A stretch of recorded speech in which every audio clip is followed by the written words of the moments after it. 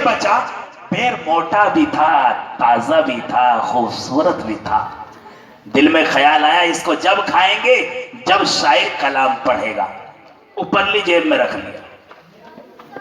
جیسے پنڈال گاہ میں چلے, شاعر کے کلام سننے کے لیے جیسے پنڈال کی جانب چلے, دل میں خیال آیا استنجے سے بھی فراغت حاصل کر لو, کہیں ایسا نہ ہو بہت اچھا کلام چل رہا ہو اور استنجے کی حاجت ہوئے پھر معاملہ خراب ہو جائے. استنجے سے فارغ ہو جاتے ہیں.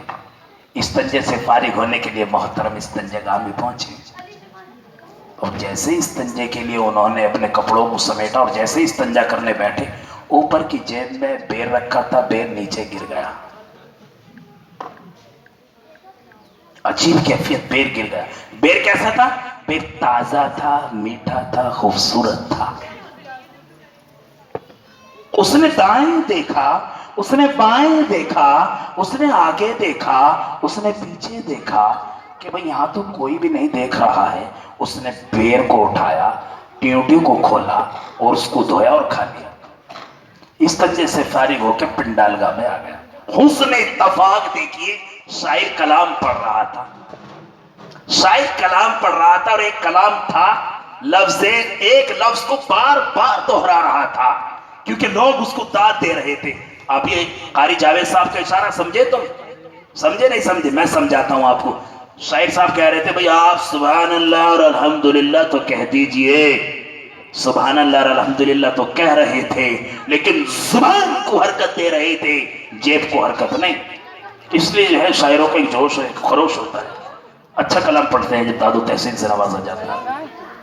اب شاعر کلام پڑھ رہا تھا, کہہ دوں کہہ دوں کہہ دوں. اب اس کا دماغ خراب ہو گیا. اس نے کہا یار مجھے اس نے کہاں دیکھ لیا,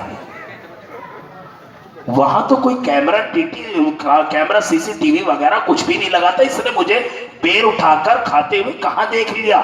گھبرا گیا, بے عزتی ہو جائے گی, ہزاروں کا مجمع بیٹھا ہے, پڑوس کا معاملہ ہے, لوگ میرے باپ سے کہیں گے کتنا بدشعور بچہ ہے, استنجے کی چیز کو بھی نہیں چھوڑتا, اٹھا کر کھا لیتا ہے, بے عزتی ہو جائے گی. اس لیے اٹھا, کیونکہ ہندوستان میں رشوت کا بازار گرم ہے. دھارا 307 کو بھی لوگ دبا دیتے ہیں لقمہ دے دے کر, تو وہ تو بات چھوٹی سی تھی. ایک دم اٹھا, 2000 کا نوٹ شاعر کے حوالے کیا, اور شاعر کے حوالے کرنے کے بعد شاعر نے سوچا یار یہ بندہ ابھی آیا, ابھی بیٹھا, اور اس کو اتنا اچھا میرا کلام لگا. جوش آ گیا, شاعر کو جوش آ گیا. اس نے کہا ماشاءاللہ بہت کو, لوگ کہہ رہا ہوں غور سے سن لو. پھر تو بڑا دماغ خراب ہو. 2000 میں بھی بات نہیں بن رہی بھائی, کتنے میں بنے گی؟ اب اس نے اوپر کی جیب میں 500 روپے رکھے تھے, وہ بھی دے دی. کتنے ہو گئے؟ 2500 روپے ہو گئے. شاعر تو 3000 کے پیمنٹ پہ آیا تھا کلام پڑھنے کے لیے, 3000 تو اس کے مائک سے ہی پورے ہو گئے.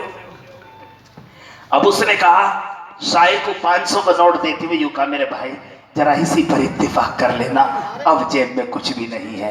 شاعر کی آنکھوں میں آنسو آئے, یوں کہا میرے بھائی پیسے نہیں ہے تو کوئی بات نہیں, تیرا دل تو ہے, اب میں کہہ رہا ہوں تو غور سے سن لے.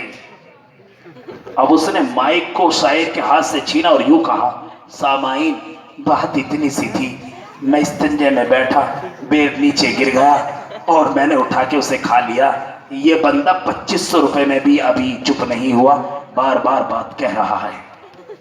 تو دوستو آپ کے بیچ جناب حضرت اقدس مولانا مفتی جاوید صاحب بھی آئیں گے, مولانا عرفان صاحب بھی آئیں گے, مفتی خالد صاحب بھی آئیں گے. بیان کو غور و فکر سے اور اچھے ہو کر سننا, کہیں ایسا نہ ہو کہ مولانا کہے کہ پیاز کا لینا حرام ہے. پیاز اور پیاز میں فرق ہے, صرف ایک ہی جملے کا فرق ہے, پیاز کا لینا حرام ہے. محترم سمجھ بیٹھے, آواز گونج رہی ہے کہ مولانا کہہ رہے ہیں پیاز کا لینا حرام ہے. تو اس لیے پہلے غور سے سننا کہ مولوی صاحب کہہ کیا رہے ہیں. آئیے اب تک تلاوت کلام اللہ, حمد پاک نعت نبی صلی اللہ علیہ وسلم کا دور بڑے ہی آب و تاب کے ساتھ چل رہا تھا. آئیے ہم بیان و خطابت کے ماحول میں لے چلتے ہیں.